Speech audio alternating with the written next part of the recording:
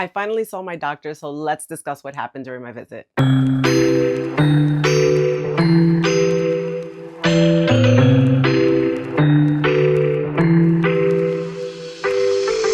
Hi everyone, welcome back. My name is Isabel. I share beauty, lifestyle, and faith on this channel, as well as my GLP-1 journey. I am currently in my maintenance stage on 2.5. For all of my subscribers, thank you for being here. For the recent new ones, thank you so much for joining this community. And if you haven't joined this community yet, consider subscribing and hit that like button, guys. That always helps the algorithm. So thank you so much for being here. Let's get right into it. Guys, if you were with me last week, I was sharing with you that I was having issues with my stomach since I got back from Spain in June. And I was feeling off so much so that I decided to book an appointment with my GI doctor. So I saw him and I am going to get into those results. But before I do, I want to do my weigh-in and comparison report, and then we're going to get right into the doctor stuff. It should only take a minute, but I just want to show you where I am right now with my weight.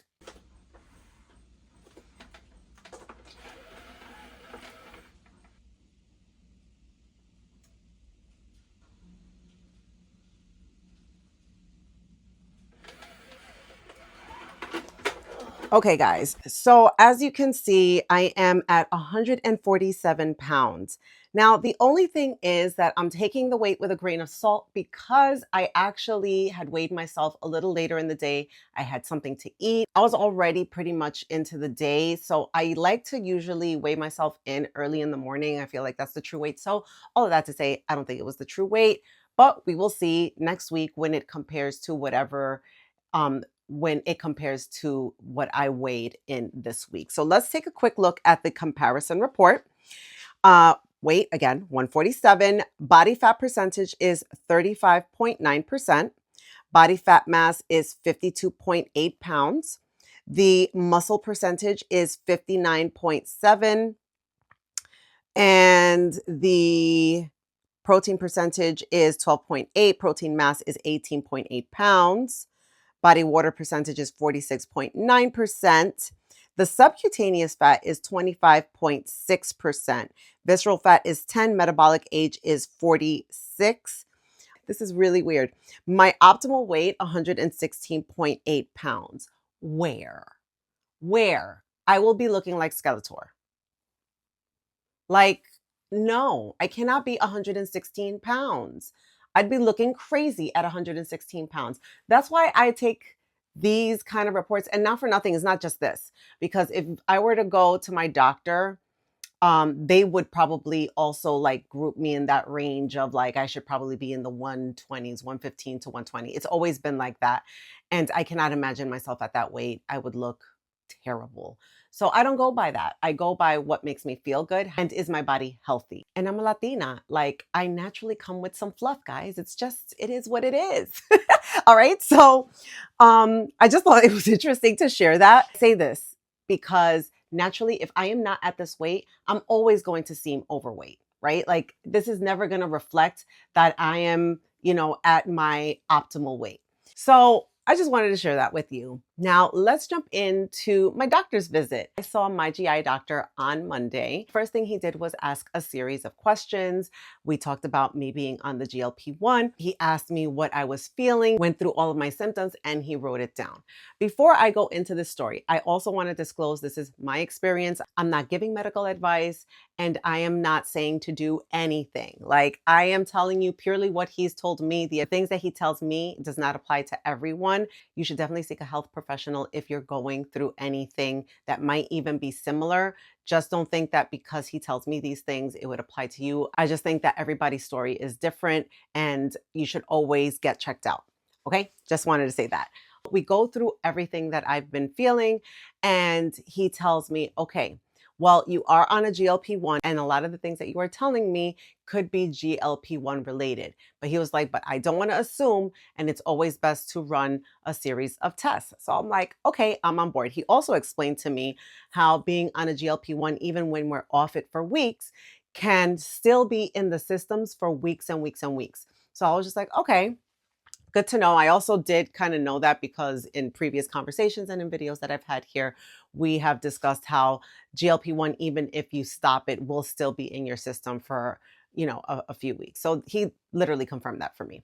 Then he told me that another part of being on the GLP-1 is that your food is being processed slower. He said, so instead, and he just showed me this hand motion. He was just like, so instead of everything going through your tract like this, he was just like, on a GLP-1, it's going like this. So it's slowing down everything. So my digestive system is slowing down. And he explained that to me as well.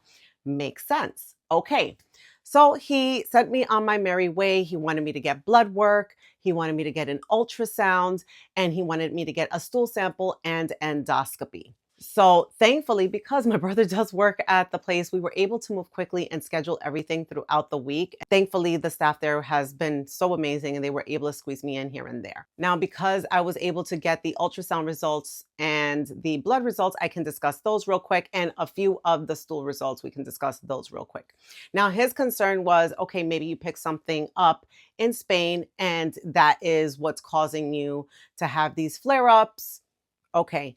So I was like, all right, but he wanted to rule out some other things. I know that I had a few comments from my previous video. And by the way, thank you guys for your kindness, for your concerns, for even like flagging certain things. I really always appreciate the feedback. Someone actually even mentioned something about pancreatic cancer. And let me rest assured that no, there is no pancreatic cancer. I made sure to check out everything. So thankfully, and to the glory of God, that's not it. Let's talk about the test results. So we did a thyroid panel that came out normal. He did a CMP serum or plasma that came out normal. A CBC without, it says diff, so I'm thinking difference. I don't know. That came out normal. So if I go into that, it says white blood cells are normal, the red blood cells are normal, the the NRBC is normal, hemoglobin is normal. Everything here is normal. I would go through all of these different names, but it would just be a bunch of words that probably none of us really know. But just know that all of these tests that they did with my blood, everything came out normal. So now we'll discuss the stool samples, and everything came out normal. It says toxin A and B is normal, not detected. GDH antigen, normal, not detected. Let's go into this report real quick. So it says the C. diff toxin A and B qualitative stool is normal. The enteric parasite panel NAA plus probe stool normal. Calprotestin stool normal. The cyclospora smear stool normal, which means I believe they did not find any kind of bacteria or anything else for that matter. So the other test that they did was the ultrasound, and guess what? Normal. Yeah, everything came back normal. And all praise and glory be to God, because it's not like I want them to find something, because that's the last thing that you want. But at the same time, you almost feel like, am I going crazy? Because I know I was experiencing this. Now, the only thing that is left is the endoscopy results and a few other stool samples. But during the week, I did speak to my dietitian on Nourish, and we had been talking about it. And after I read the results, she was just like, yeah, I don't think that you're going to find anything crazy. It seems like everything is good. She says that I think that you're just getting back on track, and your body is just finally getting back on track. So everything seems normal. Again, all glory be to God. That is where I am right now. So next week, we will discuss the endoscopy results, and we'll take it from there. Now, in order for me to actually get my endoscopy done, the doctor had told me that I had to be at least 1 week off of GLP. So I've already been off Zepbound for a week so that I can get the endoscopy done. But that is it for now. I think that we will see what's going on. I haven't been feeling terrible, but I am still getting a few flare-ups here and there. Not as severe as I did a couple of weekends ago, but so far, that's what it is. Like, I am still having flare-ups, and some of it can just be due to the nature of the things that I am eating, but also I'm not eating the way I would normally eat. Like, it's still something that is just like, I'm slow to kind of gravitate towards food. Even though I can be hungry, I'm just slow to gravitate to the food. So that is it all in terms of the results right now. Everything seems great, and blood work is good. The ultrasound is good. The stools are good. So that is pretty much my update.